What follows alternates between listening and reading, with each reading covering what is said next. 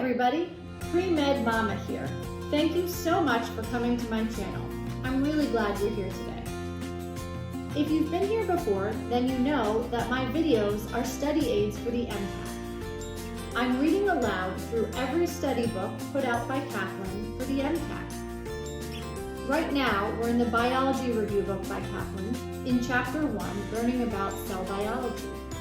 Specifically, we are in Chapter 1, Section 1-5, and I'm talking about viruses and subviral particles. Today's video is a second video in a two-part series I'm doing on viral life cycle. The previous video discussed viral life cycle infection and translation and progeny assembly. Today, I'll be talking about progeny release and reading through the Lytic and Lysogenic cycles.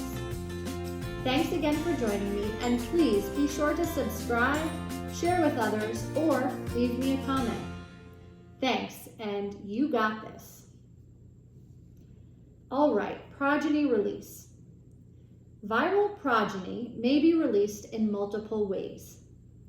First, the viral invasion may initiate cell death, which results in spilling of the viral progeny. Second, the host cell may lyse, that's L-Y-S-E, lyse, as a result of being filled with extremely large numbers of virions. Lysis is actually a disadvantage for the virus because the virus can no longer use the cell to carry out its life cycle. Third and final, a virus can leave the cell by fusing with its plasma membrane in a process called extrusion. That's spelled E-X-T-R-U-S-I-O-N, extrusion. This process allows for the survival of the host cell and continued use of the host cell by the virus. A virus in this state is said to be in a productive cycle. Moving on to lytic and lysogenic cycles. Depending on growth conditions and the specific virus, bacteriophages may enter a lytic or lysogenic life cycle. These two phases are similar to the lysis and productive cycle methods of progeny release that I just talked about. During a lytic cycle, the bacteriophage makes maximal use of the cell's machinery with little regard for the survival of the host cell. Once the host is swollen with the new virions, the cell lyses and other bacteria can be infected. Bacteria in the lytic phase are termed virulent. That's spelled V-I-R-U-L-E-N-T, virulent. I like to think of the lytic cycle as the impatient cycle. The virus just can't wait to get going, take over that machinery, and reproduce itself.